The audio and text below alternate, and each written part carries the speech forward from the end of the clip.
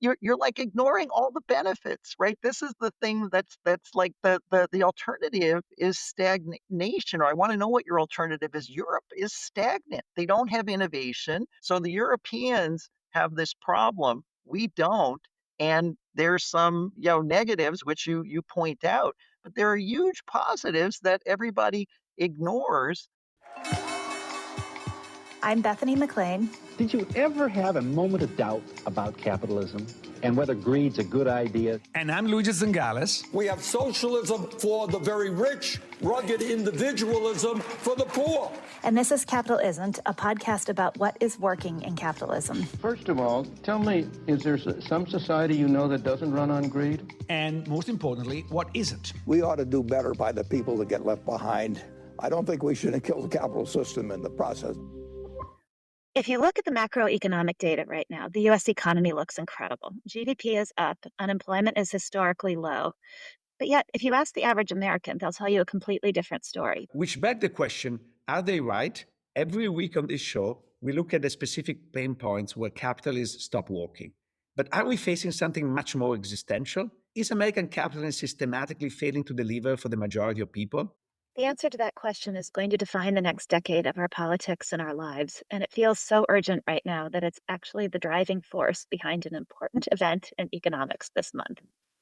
The academic center I oversee, the Stigler Center, which sponsored this podcast, is hosting our flagship annual conference. The theme this year is literally, can capitalism be popular? We're bringing together the world's leading experts, economists, law professors, labor organizers, and think tanks to debate this question. And when the stakes are this high and the public mood is this pessimistic, the worst thing you can do is sit in an echo chamber. You have to test your assumptions against someone who completely disagrees with the prevailing narrative. Which brings us to today's guest. To kick off the conference and this episode, we wanted an expert who has spent his career making the case that American capitalism, whatever its excesses, is often more meritocratic, more performance-driven, and better governed than its critics admit. There is no better one to do this than Steve Kaplan. Kaplan is the Neubauer Family Distinguished Service Professor of Entrepreneurship and Finance at Chicago Booth. He has literally testified before Congress to defend the free market, arguing for the efficiency of leveraged buyouts before the Senate in 1989, and making the case to the House in 2007 that CEOs were actually not overpaid. But Steve is not just sort of an ivory tower academics, has also had a major impact in the real world because he created and runs the New Venture Challenge at the University of Chicago, which is a startup accelerator that has graduated over 370 active companies, including Grubhub, Braintree, and Simple Meals, facilitating more than $1.5 billion in funding. So Steve has graciously agreed to join us today to make the unapologetic case that capitalism is actually delivering the goods, even if our collective vibes say otherwise. Welcome, Steve. So just notice one difference. The background of Steve, all the books are in order. My background, all the books are a mess. In my background, I have a giant poster hiding an enormous mess. So, anyway, at least yours reflects both of you. Very funny. Okay, so and maybe we should make a comment about that. But anyway, so let's set the terms of this conversation. Steve, when you consider an economic system, whether it's American capitalism or Soviet socialism or Swedish social democracy, how do you assess the success or failure of it? So there are, probably 5 or 6 things I would look at. The first thing is GDP per capita, or the growth in GDP per capita, because that tells you how much production is available for people. And life satisfaction and all the life satisfaction work tends to be correlated with that. So that'd be number one. Number two, you want a strong safety net that doesn't undermine incentives. 3, you want innovation and dynamism. So Milton Friedman's famous for saying the enemy is stagnation, and I think that is the enemy. Related to all that, you want a vibrant labor market so people can work. That means relatively low unemployment. Finally, a functional government that enforces the rule of law and is not corrupt. I think you pointed out, of course, the GDP per capita, which is very important. That's an aggregate measure. Do you think there is any discussion or room or importance of how this is distributed? And it says there was a very famous Italian poet that said the statistic is such that if you have a chicken and I have none, each one of us has half a chicken. And I think that he didn't understand standard deviation, but you get the point. Is Hey, that I said a strong a strong safety net that doesn't undermine incentives, and so, you don't want people starving, you want people, to have a decent standard of living, and I would say, there's a trade-off. I would probably accept somewhat more inequality with higher consumption for all. The question is, would you rather have, like, 0 inequality and a very low standard of living? My view is I want high GDP per capita. I want the people at the bottom quartile to be, do pretty well. And I think I want everyone to do well, but I don't want them to do equally well. The US has been, remarkably successful in that over the last 50 years. If you look at after tax income or after tax consumption, every quintile has gone up markedly since 1980. So everybody has actually, benefited, or all of those groups have benefited. So I think it can happen if you have a system that works. But it's interesting because you point out to after-tax income, which is, of course, important because it's what we consume. But that's a policy outcome. Let's look at the more market-based economy. And the market-based economy in the United States has been quite unequal in this distribution of the proceeds in the last, you could want to pick 50, 25. Let me start with the 25. We can go to 50. In the last 25 years, the bottom 50% of the population saw a per capita growth between 0 and 10%, while the 0.01% got an increase between 100 and 200%. So, how do you feel about this? Do you think that this is a good outcome, a bad outcome? Yeah, again, you can't divorce the what happens politically versus what happens in the market because they're interrelated, and that's why I look at real after-tax income and particularly after transfers. You've had pre-tax income inequality has gone up, as you've said. After-tax inequality has gone up by much less, and then consumption inequality by even less. You look, at Bruce Meyer's work. You have Auten and Splinter. And so the system has worked in a way that is, I think, a natural evolution that when you do see a lot of people having income, you do, there's some demand for more transfers, and that's actually happened. Before we continue on some of the bigger picture issues, I didn't want to lose the chance to define what you mean by a safety net that does enough without doing too much. How would you define it, particularly heading into the age of AI, where arguably more people might need a safety net than ever before? The safety net is you want people, let's say in the bottom quintile, not to be in poverty, not to be below the poverty line to as a start. And that's something where, the work of Bruce Meyer, who's at the Harris School, has found that, 68% of the public thinks that poverty has increased over the last 25 years when in fact absolute poverty has declined substantially. And so if you look at the measure of being poor in 1980, the poverty rate fell from 13% to under 3% in 2018. So the people in, call it, dire poverty has gone down substantially over this time, and that's what you want. I should also add globally, the people who are living in extreme poverty has also declined substantially. And I know you don't want me to talk about global, you want to focus on the US, but clearly people in the US care about that because of, all the outrage over the USAID cuts. And that's also a huge success story of the market system and I think the US system. So going back to Bethany's question, you don't want people living in poverty or subsistence. You want them to have a decent standard of living. And that's actually the 50-10 measure, which is the median versus the 10%. That measure actually inequality has gotten less over time, and that's consumption. The 90/50's gotten higher, so that's where Luigi is right. So, and I'm, that I think has been a very successful outcome in the U.S. But part of the reason why the 50-10 has gone down is because the 50 has gone down. Now you're focusing on the bottom 10%, which is 50 very has not important. gone down after tax, Luigi. That's No, not no. true. Everybody's Actually, gone they up. don't receive a lot of transfer, the 50%. The 50% pre-tax has grown basically nothing in a generation. And I think that if you want a democratic capitalist, a capitalist supported by a majority of the people, it must be delivering to the majority of the people. And if it doesn't deliver for the majority of the people, then you have two choices. Either you give up with capitalism or you give up with democracy. Which one do you choose?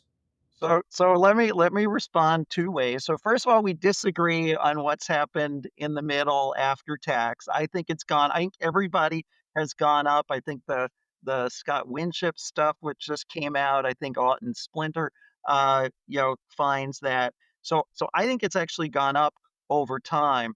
Now let's come back to, okay, it's democracy. What are we going to do? And I agree. You want everybody to succeed, because if you get this big difference of outcomes after tax, you're going to have some disaffection, and it's a political issue. I would then just ask the question, what's the alternative? Compared to the other developed countries, which would be Western Europe, UK, Japan, they all have the same issues politically that we have here, where there's political disaffection, and their GDP growth per capita has been much lower, and their employment of young people is lower. They have all these issues that the sort of a more socialistic system doesn't seem to help. And so I'd much rather have the US system, where I think most people have done pretty well over these 50 years. You've had a lot of innovation. Corporate sector has been spectacular in the US versus those other countries. And the disaffection is sort of similar. Can we pause on a grungy detail again that both of you are probably going to have to answer for me, just because as a non-economist, I don't understand. It seems that this issue about the 50% is really, really important. And how can there be disagreement? It's a number. And so why can Luigi say it's one thing and Steve, you say it's something else? So I don't know where Luigi's getting this from. I went to Aughton and Splinter, which was a paper, was in the JPE 2024, and I wrote down what they found, and they looked, from 1980 to 2022, real after tax per capita income for the bottom 50% was up by two-thirds from 1980 to 2022, and all quintiles were up significantly. And there's some disagreement. I think, Piketty, Saw, Zuckman are make some different assumptions, but they're a little bit of the outlier relative to Eric Zwick, who's one of our colleagues. David Weisbach is going to be more along, I think, the lines that Aughton and Splinter are. So those are my data. I don't know what Luigi's are. I think that I'm looking at pre-tax income. You're looking at after tax. I think that that's a Correct. big distribution. Correct. And I acknowledge that. If you have a system in which half the population is on the payroll, I don't find it very attractive, honestly. You seem to suggest that as long as they have enough to eat, but even if they don't make that money, but they get transfer, is a good system. I disagree on that. Luigi, it's not just that. The middle, they're not getting transfers. The middle, they're paying lower taxes. The taxes are higher, despite what people say. We have a progressive system. The upper income people do pay higher taxes, and so that's part of it. And the transfers help the bottom. But the middle is largely, I think, largely transfer free, or there's not a ton. So before we move on from this, let me ask you both another question then. What does matter, pre-tax income or after-tax income? And would this, Steve, to you, imply that the tax system is working as designed? We had Ray Madoff as a guest on Capitalism, and she's written a book pointing out that the issue is taxes on wealth, not necessarily taxes on income. And one of the most compelling stats she gave is that despite Warren Buffett's much acclaimed piece in the New York Times pointing out that his secretary paid more in taxes taxes than he did under the solution he proposed, he would still not pay much more in taxes because it's a wealth issue, not an income issue. But anyway, so before I get too far afield on that, which measure do each of you think is more important? And Steve, then what does that, if I assume you're going to say after tax income, does that imply then that the tax system is working as it should? I would say after tax income and in particular consumption, because consumption is at the end of the day what people actually get and live in their lives.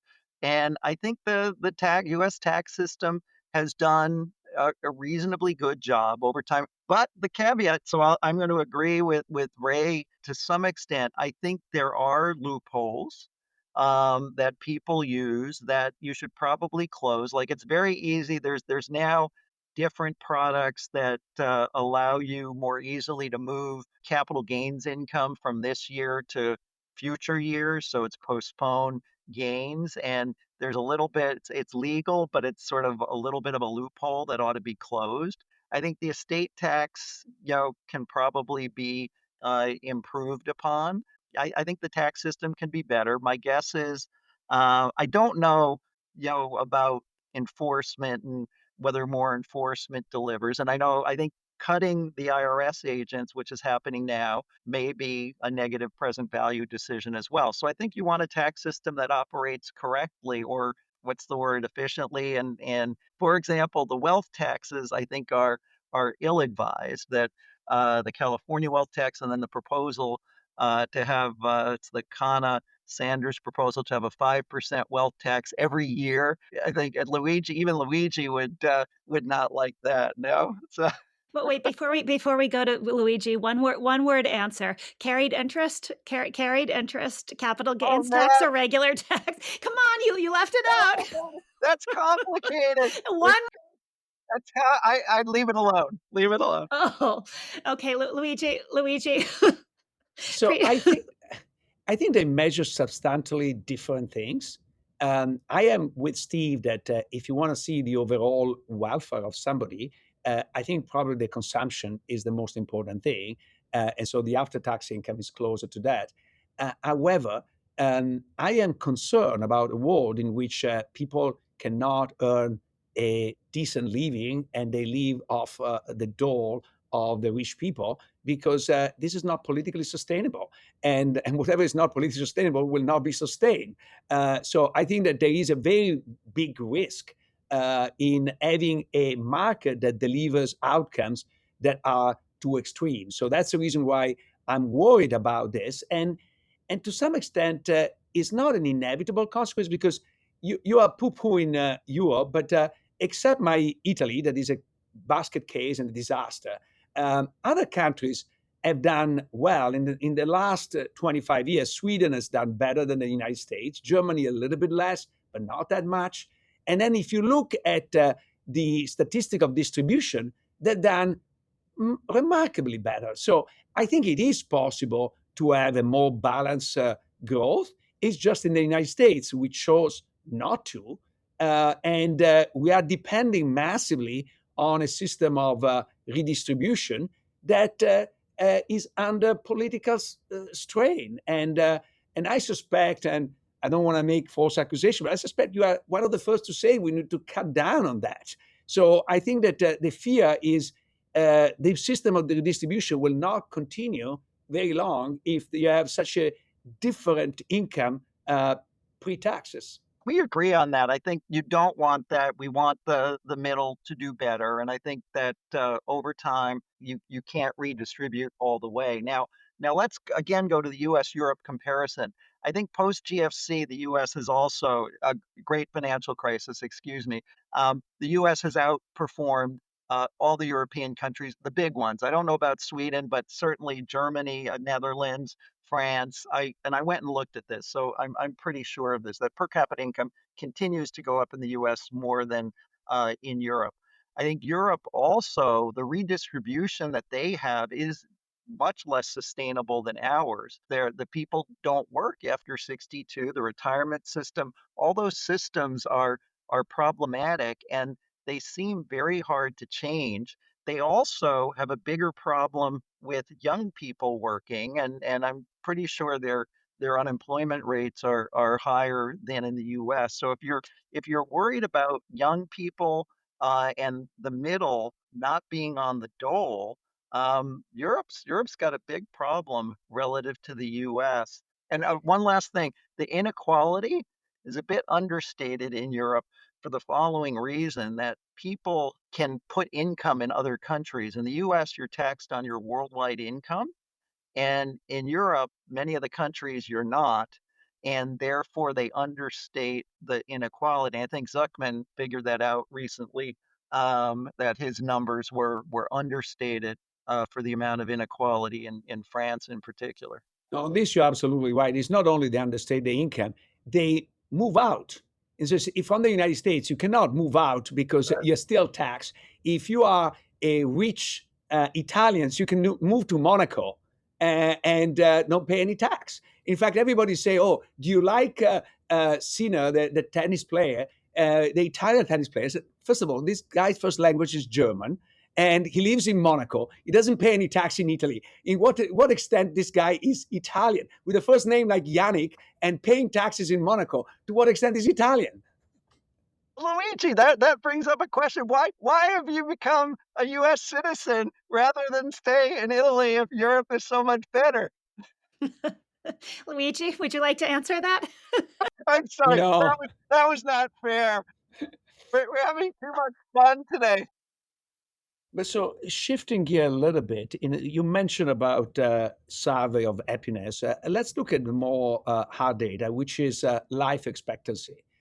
What is shocking of the United States is not only they have a much lower life expectancy than any other developed country, in spite of spending between 3 and 4 times as much as most of them, and also their life expectancy, conditional life expectancy, the healthy life expectancy is even lower. Healthy life expectancy in the United States is only 63 years.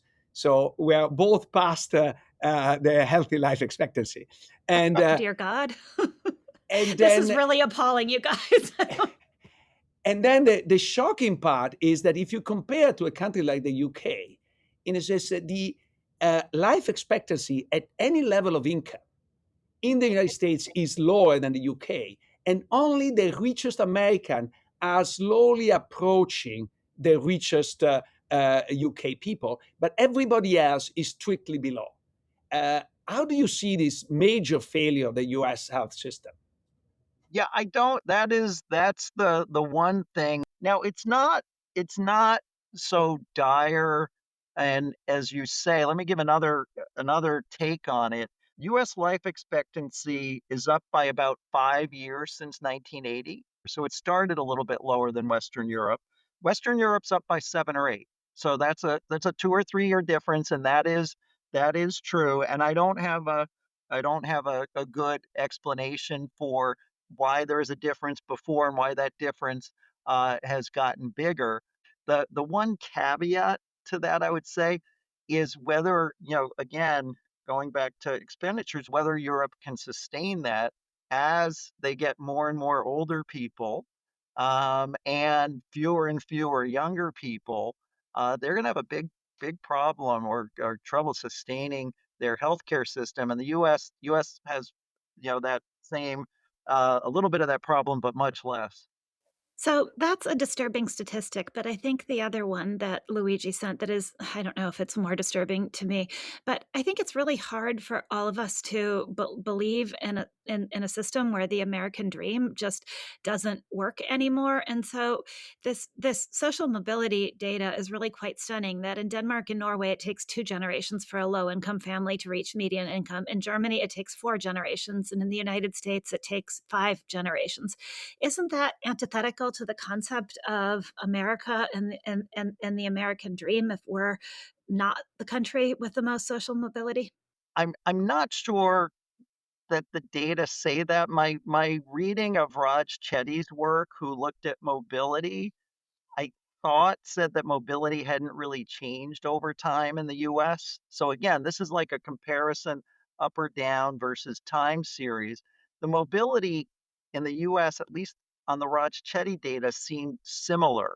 And maybe it's been lower than it has been in Europe, although that's a weird result to me because, until, the Trump administration has made immigration of all kinds more difficult, the US is the place people came and have been massively successful, including Luigi.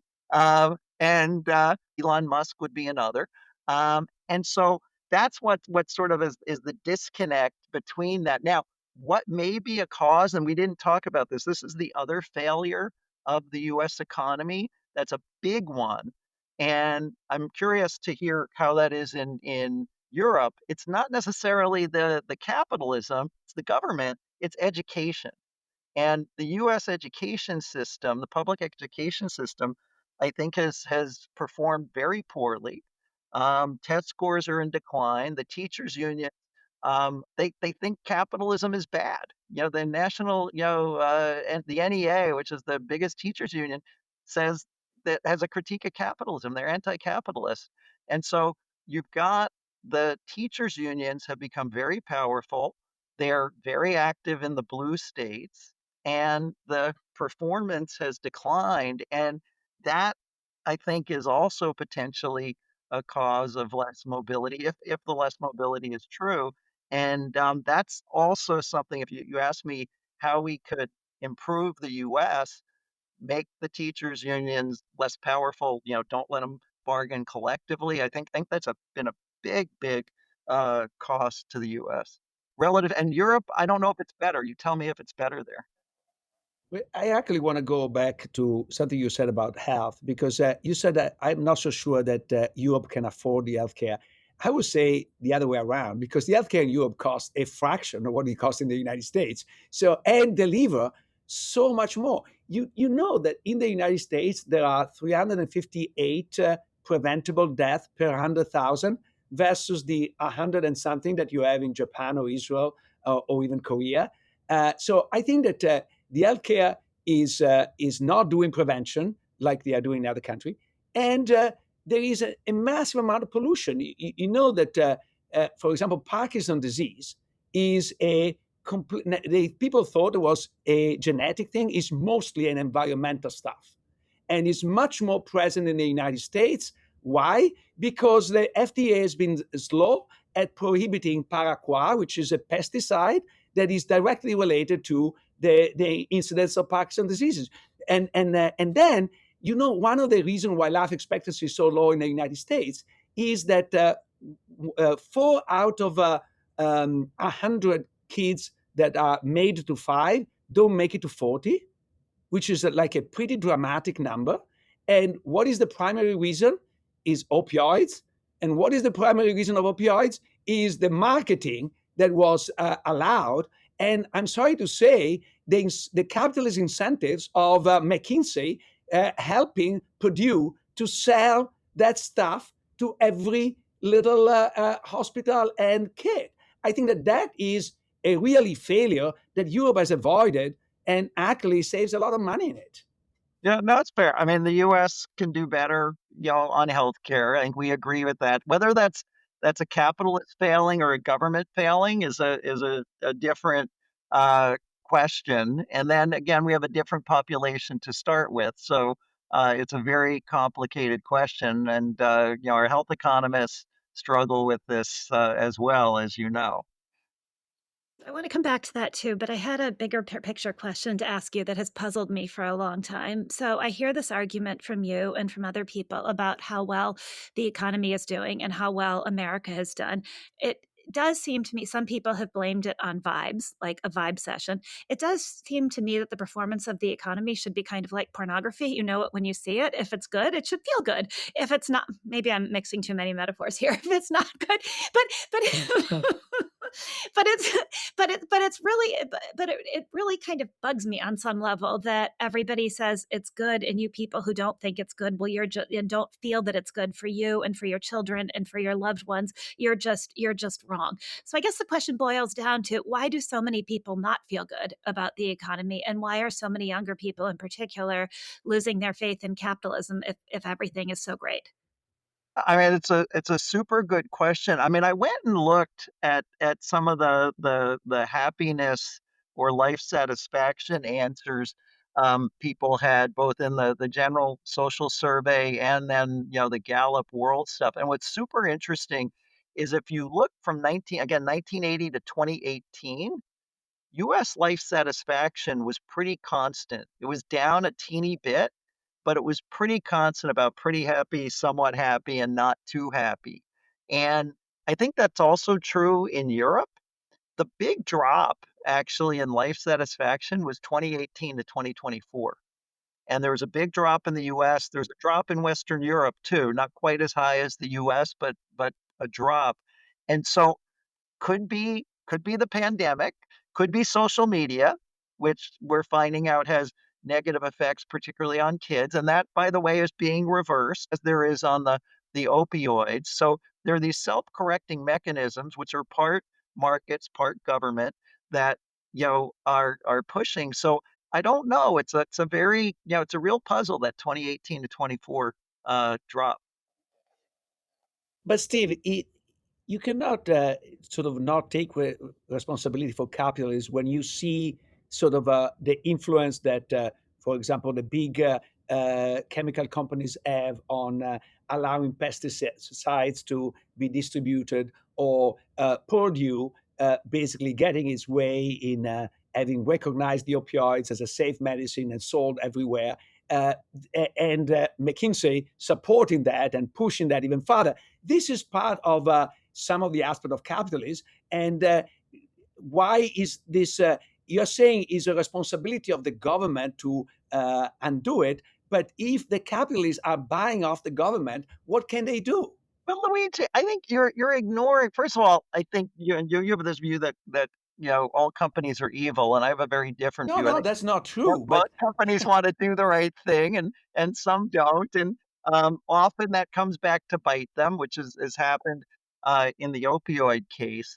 Not always, but you're like ignoring all the benefits, right? This is the thing that's like the alternative is stagnation. Or I want to know what your alternative is. Europe is stagnant. They don't have innovation, and part of the reason is their labor markets are very inflexible. It's hard to hire and fire people. It's overly regulated. And so the Europeans have this problem. We don't.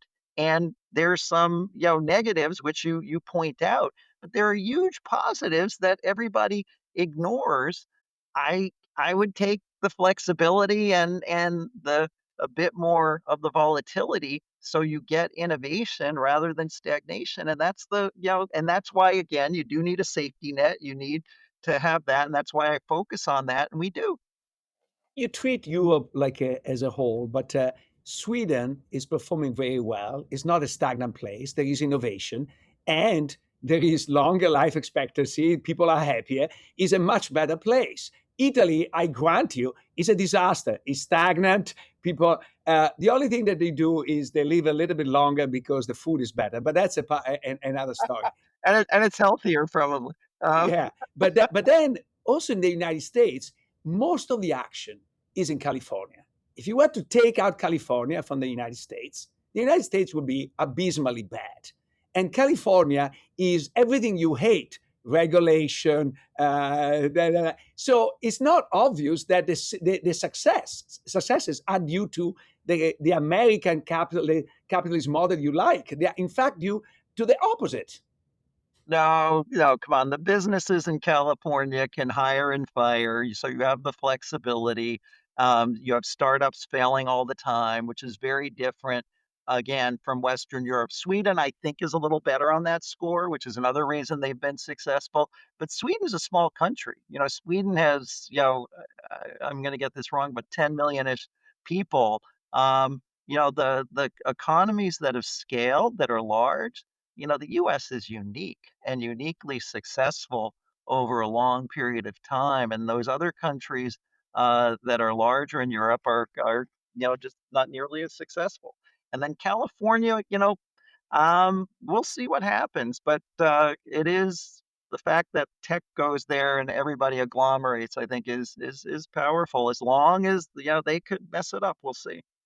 But you're saying that it's a great thing that the labor market is so flexible, and at the end of the day, people find a job and unemployment is low. First of all, we know, and one of our colleagues did some of this work, is that a lot of males are exiting the workforce. Prime age males that in the old days were working are exiting the workforce. So it's not true that they reallocate.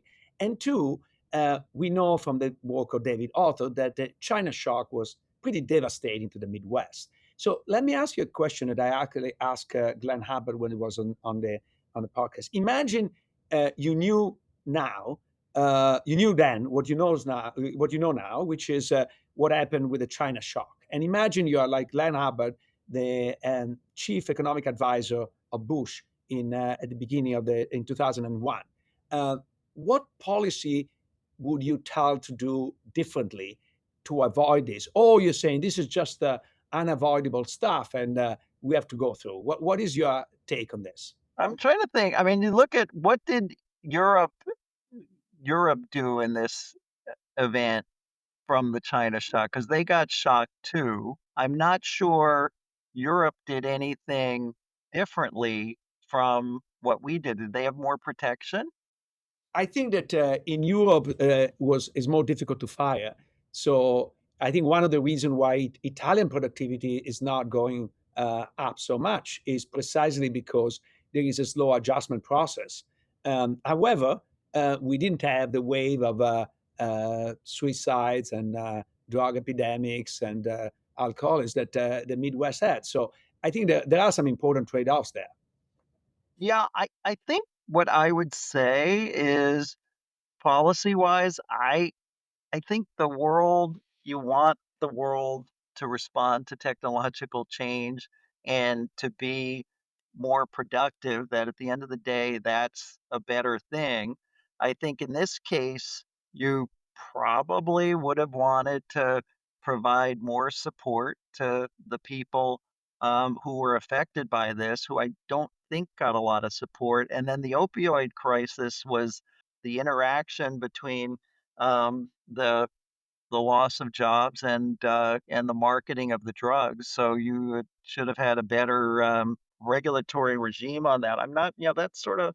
I think I would just say would have had more of a safety net or more try to re-educate the people who lost their jobs. I think that's the nature of the beast.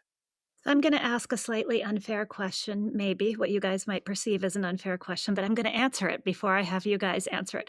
So we've had a lot of talk about the safety net, and now with the AI transformation of our economy probably coming, you hear a lot of people in Silicon Valley talk about UBI as a solution and about the safety net as a solution for more and more people. And I often think when I hear this that it's a little bit let them eat UBI, in that nobody wants that for themselves and nobody wants that for their kids. So for each of you, and for me too, if the economy was structured in such a way that your kids had to depend on the safety net for sustenance, is that the economy you would want? And I'll answer it clearly for my kids. No, I want them to be able to go out there and work and function and have a sense of meaning and purpose. And I don't want them to have to depend on a safety net. And so I'd like both of you guys to answer that too, how you'd feel about your kids subsisting on the safety net. So the UBI, I think that at least the preliminary data on UBI is it's not a great thing, right? Which I think is I'm in agreement with you. So you don't want your kids to starve, right? That would be awful, but you want them to have an incentive to work rather than be taken care of. And historically, at least, we'll see if AI is different. Every time there's been a huge technological shock, there's been disruption, but other jobs have showed up. And as long as the system remains flexible, you end up having a good outcome, or what I believe is a good outcome in the U.S. So that's where I would be. But Steve, yes, eventually you have a good outcome. In the middle, you wipe out a generation. So if you value zero, the pain and suffering of a generation, it's a great outcome. But why would you value zero? Luigi, where are you wiping out a generation? When did this ever happen?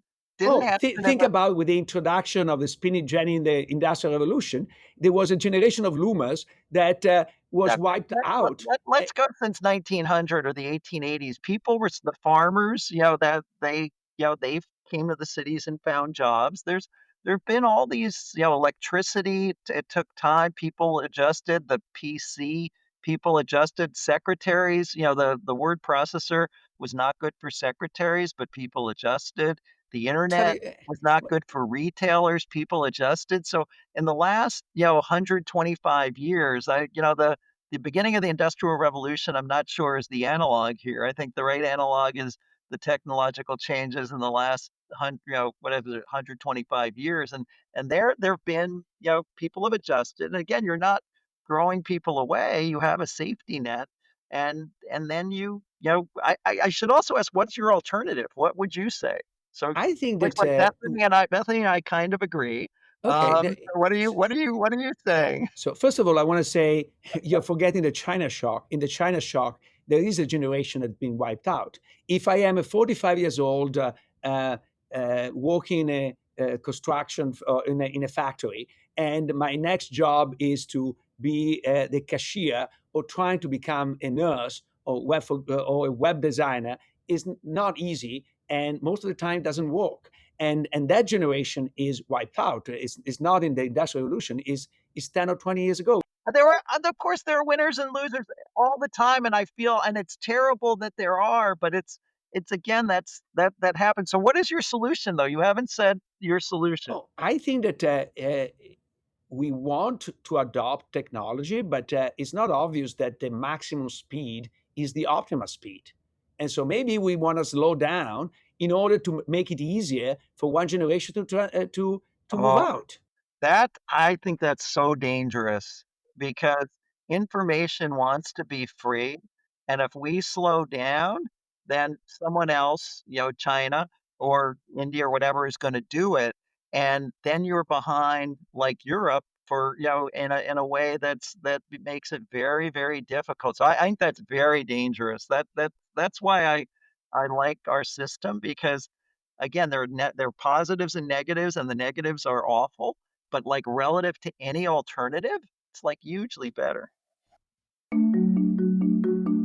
If you're enjoying the discussions Luigi and I have on this show, there's another University of Chicago podcast network show you should check out. It's called Entitled. International lawyers Claudia Flores and Tom Ginsberg have traveled the world, getting into the weeds of global human rights debates. On Entitled, they use their expertise to explore the stories and the thorny questions around why rights matter and what's the matter with rights. Subscribe to Entitled, part of the award-winning University of Chicago podcast network.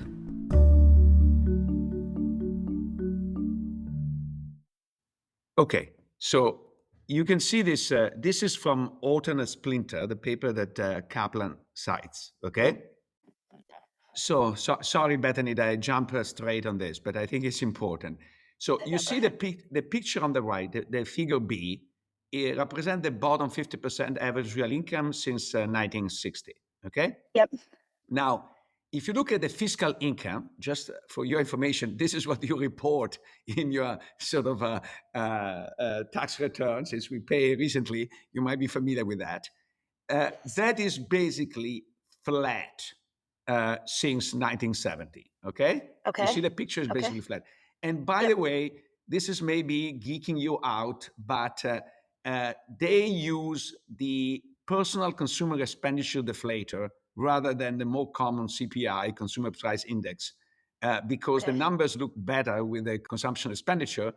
Inflation is being higher if you look measuring the consumer price index. But let's keep it. So what? So what? No. So let's pause on that. So what you're saying is that number would look even worse if it were calculated. It's flat, but it's flat using the best possible way of looking at it. And if you calculated it more honestly, it would look worse. Okay. All right. Let's keep going. Got it. So now look at the jump, the big jump. There are two jumps. The big jump is from fiscal income to pre-tax income.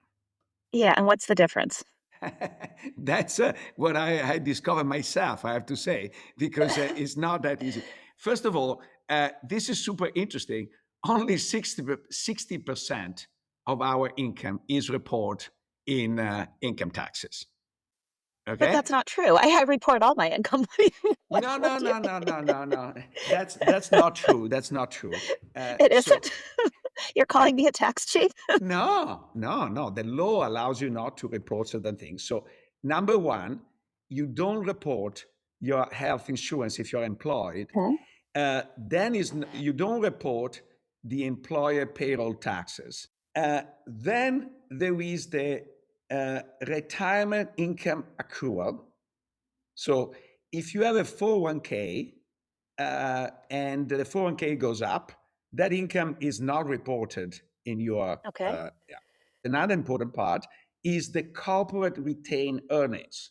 You take a company like Apple, they distribute some dividends. That dividends become income for some people, but in the personal income tax, the retained earnings of Apple don't show up anywhere. The bottom line is there is a lot of arbitrariness in that allocation.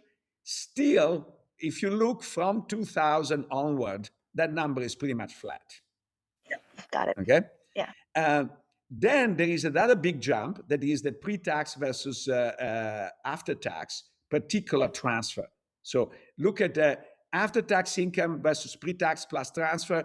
Not much. I think that that other part is big. Why is big? That's mostly Medicare and Medicaid.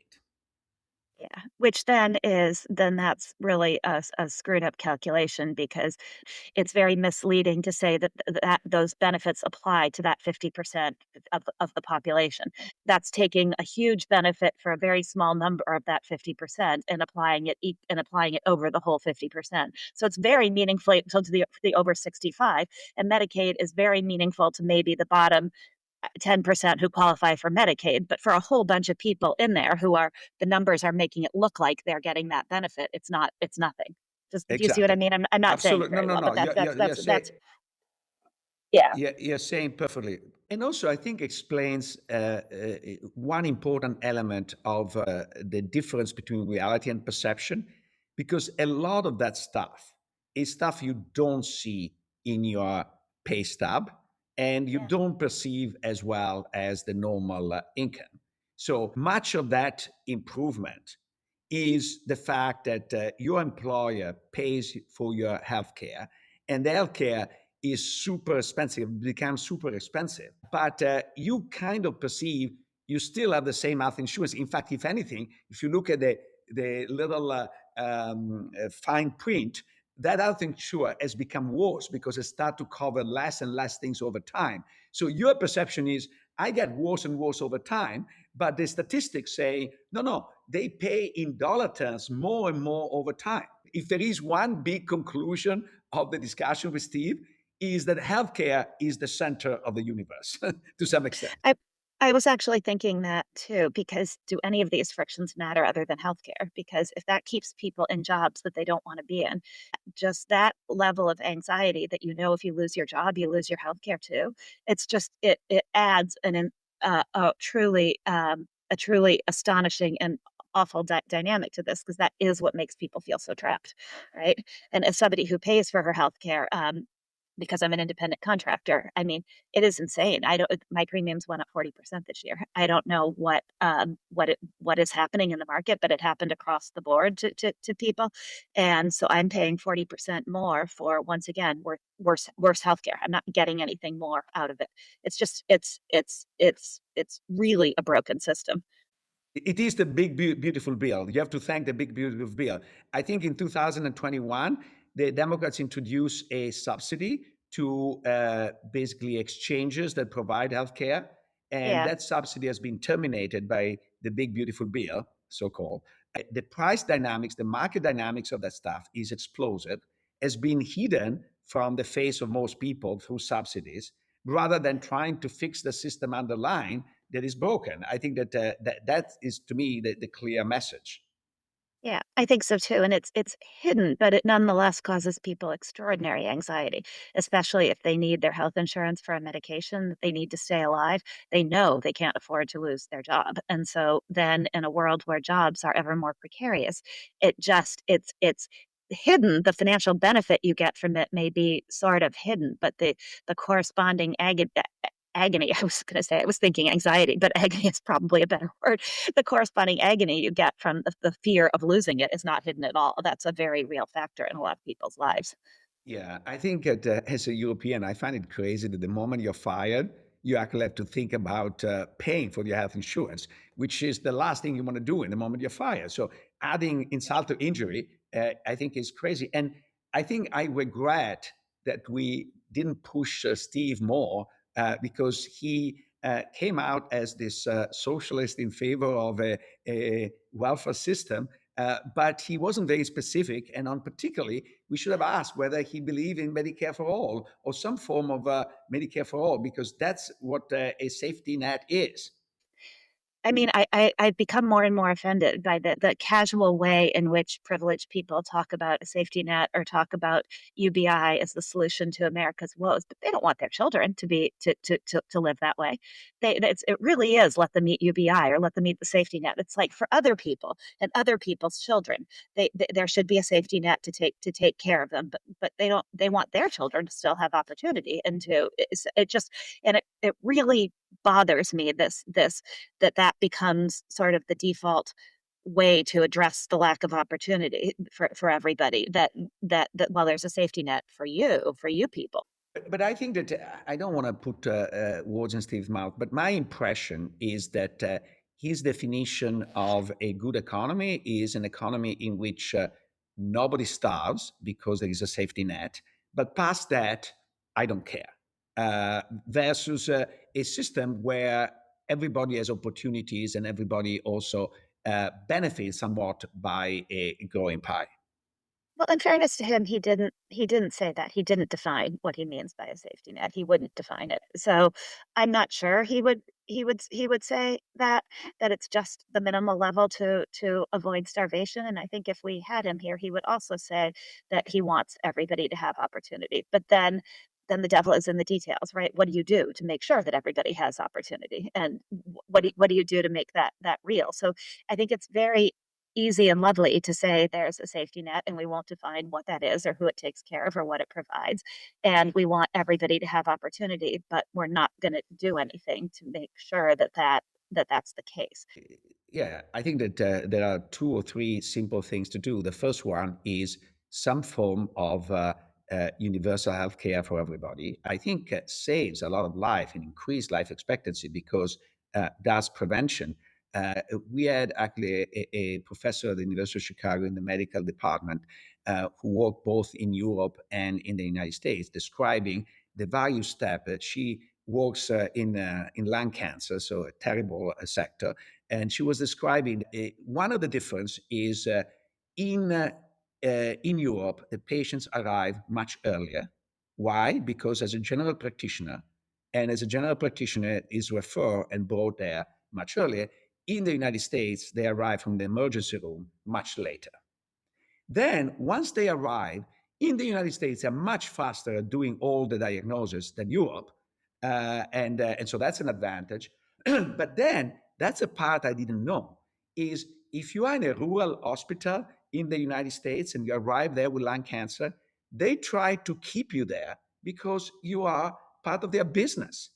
In Europe, because they have no profit motive, they transfer you to the best place where your cancer can be cured. So I think that's a gigantic difference between a business and a patient. Yeah, I realized that firsthand. It was years ago, but a friend of mine was in Chicago and passed out at a restaurant, having heart palpitations. And the ambulance had to come and get her, and went with her, obviously. So we went to an emergency room in Chicago, and they tried to convince her that she needed to have open heart surgery because she was having a heart attack. And my then brother-in-law was a doctor in Chicago, and I called him and he said, "Oh my God, get her out of there. This is a nothing. She's having a vasovagal spasm, which manifests as heart attack symptoms, and they know that, but they're going to get paid. She has insurance, and they're one of the few. She's one of the few people who ever ends up at this hospital with insurance, and they're going to do the surgery on her in order to get her insurance to pay. But this is a nothing. She doesn't need heart surgery. She's going to be fine. She's just having a vasovagal spasm, and get her out of there." And so I got her out of there, and we got to Northwestern, and indeed, it was just a vasovagal spasm. But my friend Stacy literally almost had heart surgery that she didn't need as a result of being an insured patient in a hospital that needed the money. And It actually, was the the most irony is, had she had the heart surgery, this would have been counted as an income in the statistics. Oh God, that's so awful. This is particularly wonky dark humor, Luigi. Only on capitalism can we be making a joke out of this. Oh goodness gracious. So I Yeah, think no, it's that's number one. So and to his credit, I think even Steve recognizes that our sort of healthcare system is screwed up. yeah, I think he So does I think too. that's important. Maybe we should launch a campaign, Steve for Medicare for all. But Steve for the yeah. second part, I think, is education. To me, the first problem with education is the fragmentation of education due to the way we finance education at the city level rather than at a more general level, which creates a lot of segregation, and so creates pockets that are very, very good and vast area of a population that is terrible. If I were king for a day, I will really force a redistribution there of resources and uh, and enforce some minimum standards to have a good outcome or a decent outcome for everybody.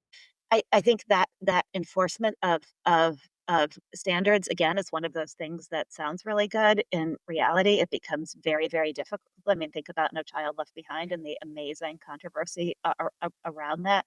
I I've been reading and paying a lot of attention to because my parents live there and it's where a lot of my relatives are from. But the so-called Mississippi miracle about what Mississippi has been able to do in terms of improving scores for its students, and it's real. And Mississippi was able to do that because Mississippi was able to go its own way on this. And so that setting of top down national standards is also tricky because it prohibits the very kind of experimentation that Mississippi was able to do. But I know you're talking about resources rather than necessarily a strict set of standards, and they are two different things.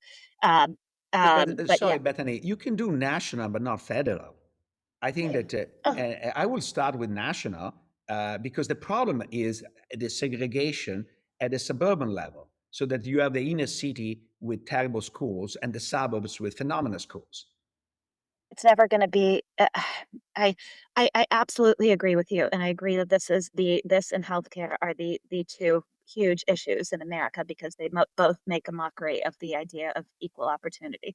And so I absolutely agree with you. I'm not disagreeing. I'm just pointing out that the mechanisms to enforce that, to fix that, are really, really difficult, and also that it would probably never happen because you are never going to have parents say, "Oh, I'll take less from my children so that other children can have more." They're just it's where people's ultimate sort of, I'm not even going to call it selfishness because it's what we all want, what's best for our kids, and so do, doing that in any meaningful way means taking away from the privileged and taking away from privileged kids, and nobody's ever going to do that.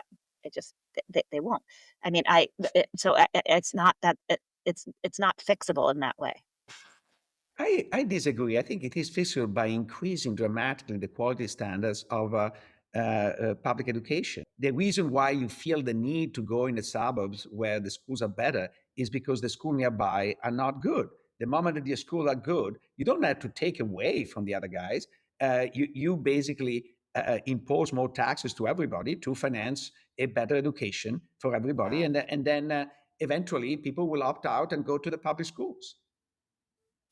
I mean, I think that sounds really good in theory. I think that in reality it gets incredibly complicated. I mean, even just look at Chicago, the idea of neighborhood schools versus schools that you test into, and how incredibly controversial that has become under Mayor Brandon Johnson. And I have heard people argue, get rid of all the schools that people can test into so that they're only neighborhood schools. Therefore, everybody has to send their children to the neighborhood schools and everybody gets the same education. No, nobody wants that. Nobody, it sounds really nice in paper until it's your kid who then isn't getting the education that, because there's a huge, maybe it ends up in 30 years, it ends up being better for everybody, but there's a loss, there will be a lost generation there of kids who, that's putting it too strongly, but there will be kids who are not getting as good of an education as they could during that period of transition. in order to bring everybody up to the same levels. I just think it's really difficult. One more thing on this, which is answering Steve's big point that what else do you want? And I think it's a bit of a straw man. I agree with him. What else do you want? And it's really useful to look at other places and say, would we want to trade? Would we want more stagnation? Would we want to give up American innovation? But even if you accept that as true, that the American system is what enables this phenomenal innovation, I think it's still a bit of a straw man to say that we can't do better. We've had so many people on this podcast who have talked about how capitalism is constructed by the state. And so to say that to look at another country and say, yeah, but you wouldn't want that is to just give up. And the other point, which should not be forgotten, is a lot of the innovation was based and is still based out of government resources. I think we have the internet thanks to DARPA. We had a lot of the innovation we have today thanks to the Apollo project and so on and so forth. So I think that saying that you cannot have that innovativeness unless you are in a cutthroat system, I think that's false. I agree with that, and I think there are the foundational issue that we have talked about and that we talked about at the conference is this idea that people don't feel that they have opportunity and that their children have opportunity. And there are too many examples of that, and the system can't work. If you have a system that is cutthroat, but people feel like by their own hard work they can make it work and they can create a better life for their children, then that's one thing. Then we can say, okay, but if maybe. But if people don't feel that that's the case and that no amount of hard work is going to get them where they want to be or get their children to a better life, then you've got a problem. And I think too many people do feel that way, and for good reason. I remember being really struck by, when I was working on my last book, this GAO study that pointed out that it looked at big employers in a whole bunch of states. And a good chunk of the people who work for big companies are still on welfare food stamps because they don't make enough, even working full time, in order to not need government help. And there's something wrong with a labor market where people work full time and work hard and don't make enough money in order to not need help from the government.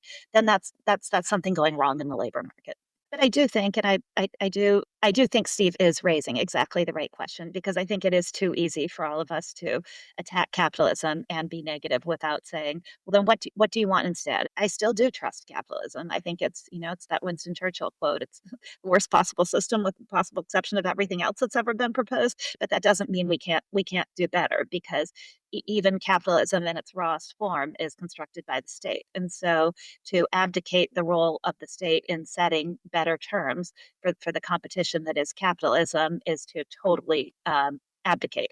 And I don't think that's the right answer either. I think that the very wealthy in our society don't understand how much they owe to the state. I think there's very much it's this meritocracy gone wrong idea that, oh, I did it on my own. All of this money is mine. I don't owe any of it back to the state because it's mine. And I think that is fundamentally wrong when you understand the history of capitalism and understand that it is the state that has enabled the accumulation of these great fortunes. Yes, it's people, but it's people working within the rules set by the state. And so I wish I've been thinking that maybe people need to have more of a sense of civic responsibility. And that's something that has changed in America for the worse over the past 50 years, where people who did very well used to feel a responsibility back to the state that had enabled them to do very well. And maybe it was just in the years after World War II that felt more real. The fact that the state had enabled the existence of America felt more real to people, and they felt like they owed something back. And that being so far away from wars that touch most, especially the wealthy, plus this notion of meritocracy has allowed people to feel they don't owe anything back, that it's theirs. And I think that's something I would like to see changed as well. And Bethany, to close on where we started, in at the conference yesterday, there was an interesting discussion about the allocation precisely of those benefits. Because if you allocate, for example, the Medicare to mostly the poor, where do you allocate the Tesla subsidies? And the corporate welfare. And if you end up allocating that to the top, then you again see an enormous unequal distribution. Capital Isn't is a podcast from the Stiegler Center and the University of Chicago Podcast Network, in collaboration with the Chicago Booth Review. If you haven't yet, you can now find our podcast as a video on YouTube. Don't forget to subscribe and leave a review wherever you get your podcasts. The show is produced by me, Matt Hodap, and Brittany Broders, with production assistance from Andy Nazaro, Matt Lucky, Sebastian Burka, Joey Prepst, and Andy Shee. The podcast is partially supported by a generous contribution from Luis Muniz and Cristani Medeiros Muniz. We are grateful for their commitment to advancing the thoughtful dialogue and scholarly engagement on our show. If you'd like to take the conversation further, also check out promarket.org, a publication of the Stiegler Center, and subscribe to our newsletter. Sign up at chicagobooth.edu/Stiegler.